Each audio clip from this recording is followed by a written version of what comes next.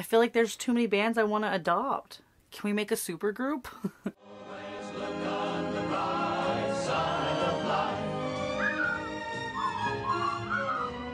Always look on... Hey guys, welcome back to my channel. I am safetytess, better known as Tess, and today I'm wearing some fall colors, you know? And a little bit of skeletons. I've also claimed myself the new blazer queen because now I own way too many assortments of blazers and I'm wearing too many suits to events in my life. I'm here to answer questions that were on the giveaway question announcement video. I'm here, summer is over, and we're gonna answer some questions. Grunge Scrunchy is the giveaway winner. I am actually working on her package right now, and I'm going to my storage and getting some old promo. And don't fear, more giveaways will be in the future, and you guys can all collect the old promo that I got from when I worked for different record labels.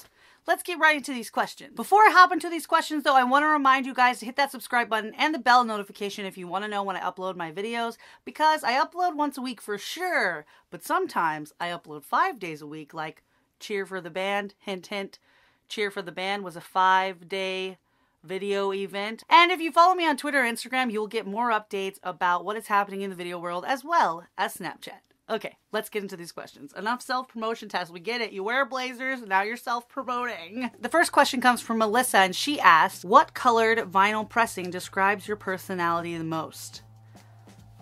Oh my gosh. You know, I'm gonna answer this in 2 parts. I'm gonna answer it with one I own and then one that I feel like I would create. You know? I love clear vinyl, but that does not describe me at all. The only super fun, like colorful record that I owned is a Blue Splatter by the band Still Train. I also have this clear yellow vinyl from one of my favorite bands, Yellow Ostrich. So maybe if it's one that I owned, one of those. Still Train, Blue Splatter, or Yellow Ostrich's clear yellow. Or the Rolling Stones' Marble Pink. Staring at my records like, tell me what colors you are, because I can't remember. Oh, there's also a fun clear vinyl with a splatter like tricolor. If there was a colored vinyl that described me that I could make, I would definitely make a clear, like lime green, like pure lime green, like in your face lime green with glitter or confetti. One of the two. The next question comes from Kylie Collins, and they ask, if you could only listen to one song for the rest of your life, what would it be and why? Oh, one song for the rest of my life. I almost want to say my favorite song because I feel like it's my favorite song and I've literally never gotten tired of it before. Oh my gosh. What would I listen to? I have all these songs playing in my head and I just like, they're all playing at once and I can't decide. Feel like I can't. I'm like leaning towards saying Bohemian Rhapsody because it just ebbs and flows a lot, but it also is still very fast. And I don't know if I want to listen to like Bohemian Rhapsody like on some sad morning day. The next question is from Rachel, and they ask, who is your favorite Jagger offspring? Now, if you're talking about my lovely dearest Mick Jagger that's being covered by these Halloween decorations, which I know you are, you're talking about his children, and now he has 8. He had 7, now he has 8. I don't know, because I really like Georgia May, because she's like cool and hip, and we're around the same age. She's a model. I like Lizzie, she's also really cool. James Jagger is like attractive and he's great in vinyl. If you want to be stressed out, watch that show Vinyl that was on HBO. I like Lucas, who is a younger Jagger, because his Instagram is hilarious. He only listens to rap music and he's just like really into hip hop, and I find that really interesting because his dad obviously is a rock and roll king. I like all the Jagger offsprings. Mick is a great dad, and all the moms that are the moms of the Jagger offsprings are also really great ladies. So like, just a great bunch of kids, you know? The next question is from, I want to say this is Cast, it's not Aurora, Cast Aurora? I'm probably not saying your name right. Do you ever plan on making merch? Because I would definitely buy some safetytess merch. I did make merch one time, a long time ago, and it was a t-shirt and said, have a great day, a great night, a great life. But I'm in the works of something really cool. So if you guys would like merch, or you want some sort of like safetytess based kind of merch, it wouldn't necessarily have to be safetytess branding. I have a lot of inside jokes and series that we could make merch off of. Give me a thumbs up or put a comment down below that says, hey, I want some merch, because honestly, I want some merch too. The next question is from Music Mania, and they say, Hey Tess, love your videos. I hope to be as good as a vlogger as you one day. Huge congrats on Beatlefest, by the way. That's amazing. So my question is, if you could be in any band, which would it be? Thank you for the vlogger compliment. You are going to be a great vlogger. I have been vlogging now for 9.5 years. It'll be 10 years in April. Wow, I'm old. Okay, any band. If I could be in any band. I mean, the natural answer is the Rolling Stones because they're the longest running rock and roll band. But I'd also like to be in like an actual like jazz band, any band where if I could just automatically learn how to play the instrument, like the saxophone, I would totally be down for. I think it'd be fun to be Kiss for a day back in the 70s. Or my own band. If you guys want to start a band, I've always wanted to start a band. I can play guitar and I sing. The next question is from Under the Needle and they ask, Yo, Tess, I'm going full on high fidelity here and want to know your top 5 side 1 track ones. So basically, if you guys aren't familiar with high fidelity, they reference this in the film a lot. It's basically where you drop the record on and whatever the first song is, what are your top ones for that? And I'm gonna give you 5. I don't know if these are my top 5. These are ones I really enjoy, and they might be in my top 5. One of my favorite albums of all time by the Rolling Stones is Beggar's Banquet, 1968. Side 1, track 1 is Sympathy for the Devil. Then I'm a big Abbey Road fan, and I don't actually find very many Abbey Road fans. A lot of people are Rubber Soul fans. I'm referring to the Beatles. And I'm going to say the Beatles, Abbey Road, side 1, track 1, Come Together. And then I'm going to go with Carole King, Tapestry, I Feel the Earth Move, which is actually a weird one to choose for me because I'm very aware of the note that Carole King sings when she starts that song is a little off key. It also turns people away from Tapestry. If you aren't familiar with Carole King's songwriting, she's wrote some incredible music, a lot of music you're probably familiar with, and she's like just an idol. But I Feel the Earth Move Under My Feet, the first song note that she lets out of her mouth is a little off key. It's more rounded and voicey and less like on pitch. Nothing against Carole King, but it does turn people away from that album. And that's 3, right? Rolling Stones, Sympathy for the Devil, Beggar's Banquet, the Beatles, Abbey Road, Come Together, Carole King, Tapestry, I Feel the Earth Move, and then I'll just do 2 new ones. Bleachers, their first album, Strange Desire, track 1, side 1 is Wild Heart. And I actually really like talking parts in songs. I'm a big fan of talking breaks, sound on tape, background sounds like that, and this song has that. Last one, I'm gonna go out of here like with a banger, and I'm gonna say One Direction's Midnight Memories, side 1, track 1, best song ever. It's a great opening track. It's a great closing track. It's just an all-around great track. It's a lot of fun, carefree pop. Midnight Memories, side 1, track 1, best song ever. The next song is from Anthony Chap. Hey Anthony, what's up? I love Anthony. He's a great guy to follow on social media. All-around cool person.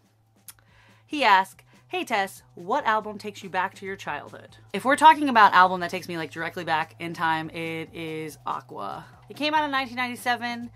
It has Barbie Girl on it. You guys are probably familiar with Barbie Girl, but the first song is Happy Boys and Happy Girls. I love that album. Beginning to finish, the most late 90s, early 2000s pop that's ever been in your face. It's just pure bops, what the kids would say today. Pure bops. The next question is by Kelly, and they ask, Hey Tess, what is one record that you can put on at any time, no matter what mood you're in or any other factors? Love your channel. Thank you so much for loving my channel. I love you for asking a question, and I'm trying to think of the answer to your question while saying that I love you for asking this question. I can put on an album at any time. It's probably T-Rex, The Slider, which is one of my favorite albums of all time. I actually bought the album Blind in like 2000 and I want to say like 11, maybe earlier than that. I bought it on the beach in San Diego in this random record store, and what I mean by saying blind is I didn't know anything about T-Rex at the time, so I didn't listen to it, didn't look it up, bought it solely on the cover. And T-Rex is one of my favorite people ever. He's one of the pioneers of glam rock, even before David Bowie, and I love him. T-Rex, The Slider. The next question is by Rebecca, and they ask, so I'm a new subscriber introduced to you by Vinyl. I love Vinyl, VNYL. I love the videos I watched so far. I want to know what type of record player do you have, and also what is your favorite album by the Beatles? I have multiple types of record players. I will link that video down below so I don't have to go in depth here. I use a lot of vintage record players, and I also share a stereo system, so... And what is my favorite album by the Beatles? It is Abbey Road. Probably. All of them. All of the records. The next question is by Emily, and they ask, what is one song that never fails to make you smile or make you cry? Love you and your videos, Tess. Thank you, Emily, for that. Make you smile / make you cry. So I'm thinking, which one always makes you smile, which one always makes you cry? I'm gonna say the song that always makes me smile / makes me cry. If we put it into one song, it'd probably be my favorite song, which is Beth by Kiss, which I've mentioned a lot before. It has a lot of ties to my childhood. A lot of songs that associate like historical events or artists that have passed away make me cry. And they also make me smile. I don't know how to answer this question. I'm a big music nerd. A lot of stuff makes me smile and makes me cry. I'm like crying every day over rock stars. Emotional about rock stars. The next question is by Mike, and they ask, what was working at a radio station like? Great video, enjoyed it. Thank you, Mike. What was working at a radio station? Well, the radio station I worked at, I was a morning show personality. It was a lot of fun for most part. The radio station that I worked at was in my hometown, and it was just a lot of fun. It was cool to be on that side of the mic. I'm very quick-witted, and I did a lot of improv growing up, so I'm very good in a hot seat. So it was fun. Simple as that. It was a lot of fun. If you guys want me to do a whole video about being a radio personality and maybe talk about some interesting radio things that happened, or let you know some interesting facts about radio, like some hidden things about stuff that happens behind the scenes, let me know in the comments down below. The next question is by Lulu. Hey Lulu, what's up? This is one of my concert buddies. I have seen them a lot around the concert world. So let's answer Lulu's question. When it comes to soundtracks, what's your favorite that you have on vinyl? That's actually a hard question because I try not to collect vinyl soundtracks because I already have too many regular vinyl, but probably just like Breakfast Club. I'm gonna say some of the 80s movies that I have because those are probably the only soundtracks I have on vinyl. I don't really have any new soundtracks on vinyl. The next question is by Kira Nicole. Hey Kira, what's up? And I'm gonna answer your question. How did you get into record collecting and such? I explained this in my introduction to my record collection, which I'll also link down below. But basically my dad gave me a Cher 45 when I was like 10 years old. And that's when I started really lightly collecting. And then around when I was like 17 years old, I started more heavily collecting. And now 10 years later, I'm still collecting and wish I had a bigger space to collect. I also, if you're asking and such, if you mean like vintage memorabilia and stuff like that, it's just I grew up in an antique household. My dad collects toys, and my dad's a big music buff, so I've always been surrounded by that kind of stuff, and I really like nostalgic retro things. The next question is by Delaney, and they ask, hey Tess, if you had to choose one record store that you've been to, which is your favorite? I'm just gonna say Waterloo Records in Austin because it feels the most like it's home to me. I know like a lot of the employees, and I go there a lot. I'm going to say Waterloo. And the one record store I really loved, it actually does not exist anymore, is Friends of Sound. It moved to a different city. Well, it does exist in a different city. It was in Austin for a very long time in this back alleyway, and it was really sketchy to get there, but it was like the coolest record store ever would be Friends of Sound. But they moved to San Antonio. Still the same guys, but just in a different location. Friends of Sound in San Antonio. I haven't visited their new location, so Friends of Sound, I'm coming for you. I'm going to come to San Antonio and see you guys, but probably Friends of Sound if we could go back to the weird back alleyway one. But Waterloo Records as well. Actually, backtrack. If I could pick a record store that I love the most that I've been to, like my favorite would be Valhalla's record shop in Chicago. Total accent how I got there. Video coming out soon about Val and her history and the craziness that is her record store, because not only is this woman a huge part of like the music industry world, and she worked like in the 60s and 70s with some big names. I randomly ran into her shop and it was like serendipity, and I interviewed her. Valhalla's record shop. I'm gonna say that one. Yeah, Chicago. The next question is, I'm gonna say it's Cry Sky 28. If you had to choose only 5 albums to listen to for the rest of your life, what would you choose? Now, I've been asked this question before. The answer is I don't know unless I actually had to do it. And I probably am not giving you the answer you want, but one of them would definitely, probably, more than likely be Beggar's Banquet by the Rolling Stones. Because I don't know how I could choose a Beatles album. I don't even know how I would choose new albums. So if we get into like an apocalyptic situation where I like have to sacrifice all my records for firewood, maybe we can talk about this one because I don't know the answer. It would really take me a long time. The next question is by Slime School, and they ask, what's your favorite animal? Which I like this question because it's like not music related, but it's still interesting. My favorite animal is a toss-up between a flamingo and a camel. The next question is by Casey, one of my best friends. What's up, Casey? He said, what is your earliest or favorite vinyl record store memory? Now, I do have a memory. It's not of a record store, but it is music related. And I have a memory of being in the cassette section of Walmart. And I remember them transitioning the cassettes to CDs because I grew up in a time period where cassettes were still popular and then CDs came and took over. But I have like a memory of looking at the cassettes, but I also have a memory of going into this music store that is like a small town music store called Hastings. They're now bankrupt. They don't exist anymore.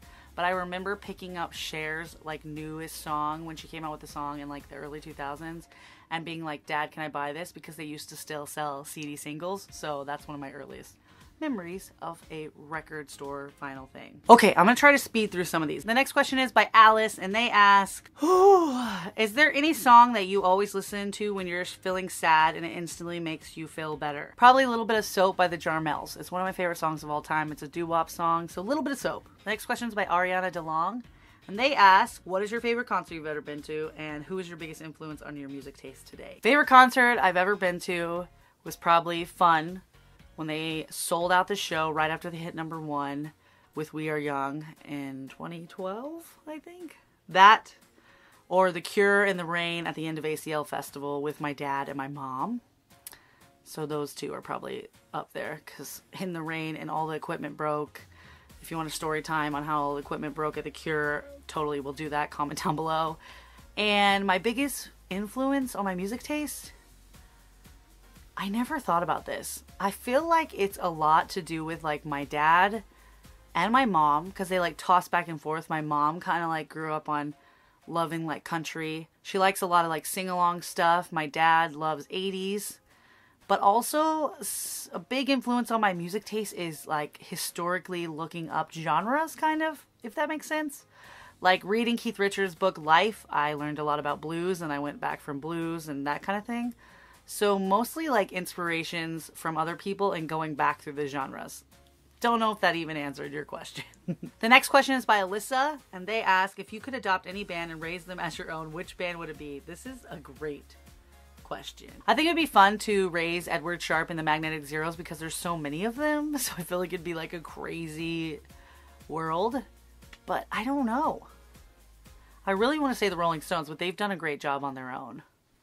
If I could adopt any band. I feel like there's too many bands I want to adopt. Can we make a super group? The next question is by Alexis, and she asks, hey Tess, favorite concert memory of all time? That's kind of what I said earlier. It has to do with The Cure. So if you guys want a story time on that, it's about The Cure in the Rain and ACL Festival.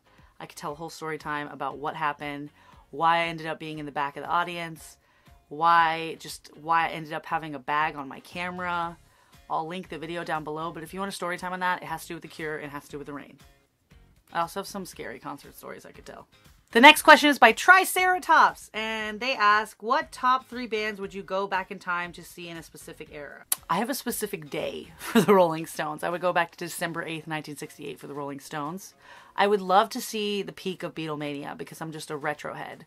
But I also really would love to see like Little Richard play a club, or like, oh my gosh, I would love to see Leslie Gore in her heyday. Oh my gosh, there's so many.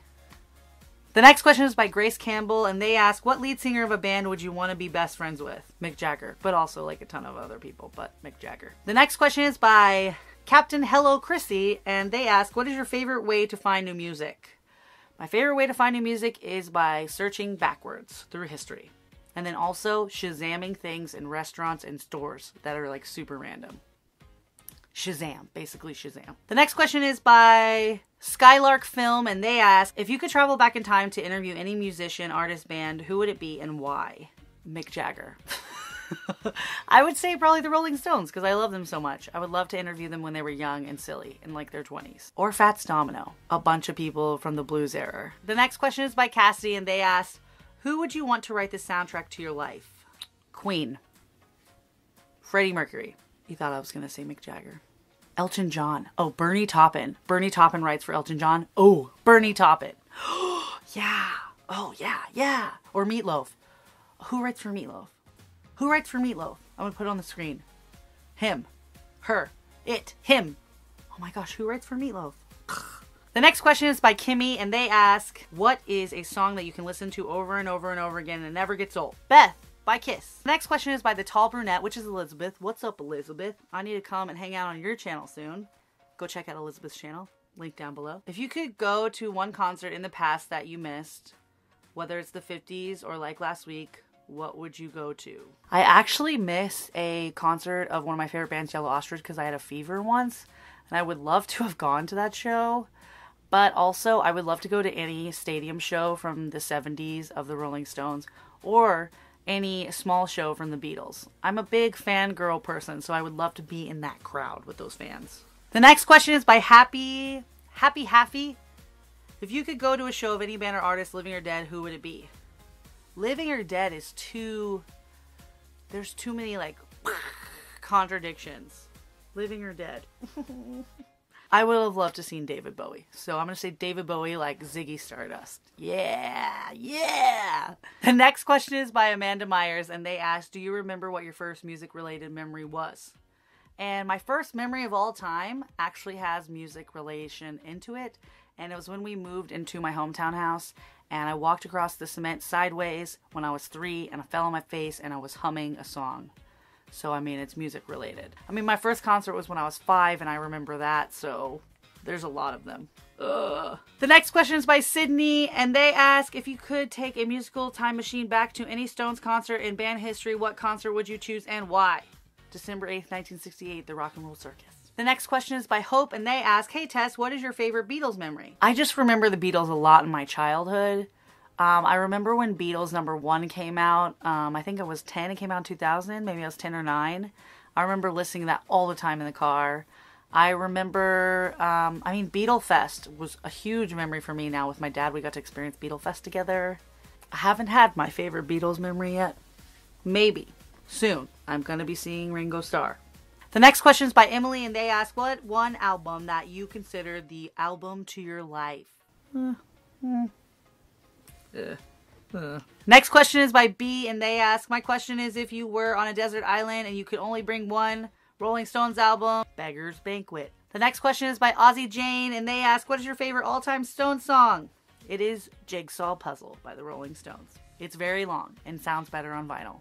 Makes me sound pretentious. The next question is by Katie, and they ask, if you could host a dinner party and could invite 10 musicians, dead or alive, who would you pick and why? Mick Jagger, Harry Styles, my grandmother's father, because I never got to see him play banjo, David Bowie, T-Rex, Paul McCartney, Carole King, Leslie Gore, Pink. And I'm going to leave the last one open because I have no idea, and I just kind of said those, and I hope that would be a good tea party. The next question is by Joseph, and they ask, what are some prized possessions in your music collection? If you mean all of my music memorabilia, it would probably be my teen magazines. Maybe all of my set list and my confetti and all that stuff. Yeah, probably that. The next question is by Annie, and they ask, basically this question is who influenced my videos, and she complimented my cinematography, which thank you so much. My biggest influence is actually home videos. I was obsessed with home videos as a kid, but I also really like montages, and I'm very inspired by Helen Anderson here on YouTube. But I also am really obsessed with like color grading, so I'm like very observant with people's color grading, so sure. The next question is by Megan, and they ask, if you could meet the Beatles but you had to cut your hair like the classic Beatle bowl cut, would you? Yes. I would rock that bowl cut. Goodbye hair if I can meet the Beatles. The next question is by Audrey. If there was a fire, what one Beatle record would you save? Abbey Road. Next question is by Xander. What's up, Xander? What is your bucket list of artists you would love to see perform live before you die? Who is the most recent one that you've checked off your list, and who is next? This is a multi-part question. I actually think I'm going to be doing my bucket list concert video coming soon because Liz Rogers did one and a couple other of the YouTubers I really love did one. So if you guys want to see that, like a bucket list concert tour thing, comment down below. There's a lot of commenting happening, so go back and realize what you have to comment on. Merch, the concert, story times. Yeah, I'll do that. Sorry Xander, but that's a big question. But I actually am seeing Ringo Starr really soon, so Ringo Starr is going to be checked off the list. I want to see Peter Noone. He's still alive from the Hermits. Well, my microphone is still going. So let's answer the last two questions, and I'll put a montage of clips together of concert moments. The next question is by Liz, and they ask, if you could meet one person living or dead, who would you want to meet and why? I'm gonna say Mick Jagger. Man, I would also like to meet Paul McCartney too. And like everyone ever. The last question is by Caitlin, and they ask, hey Tess, what's a music job of the past that doesn't really exist anymore, or a job of the future that doesn't exist yet that you would love? The one job I would love to have in the music world would be to be just a tour manager, but doesn't exist, would have to be a job where you give out front row tickets to people. Now, this has happened with a lot of like siblings and parents on tour. They'll give out front row tickets that they've saved to like big shows. And I would love that to be my job. I would love to actually like document giving people free tickets. So that would be an awesome job. And a job of the past, I would love to be like the person who is the messenger for bands. Like not necessarily telegrams. Telegrams would still be cool, but just the messenger in the sense that like we didn't have quick access, so like phones and stuff like that. I would love to be like the assistant that has to run all the messages around. I think that would be a lot of fun. If you have any more questions, put them down below, as well as answer all the questions I asked you. But until next time, have a great day, a great night, and a great life. I'll see you very soon. Bye! Whatever happened to Fat Domino? Well, I'm alive and kicking. I'm alive and kicking. I'm alive and kicking. And I'm where I want to be. This is literally what I sound like right now. Woo! Concerts!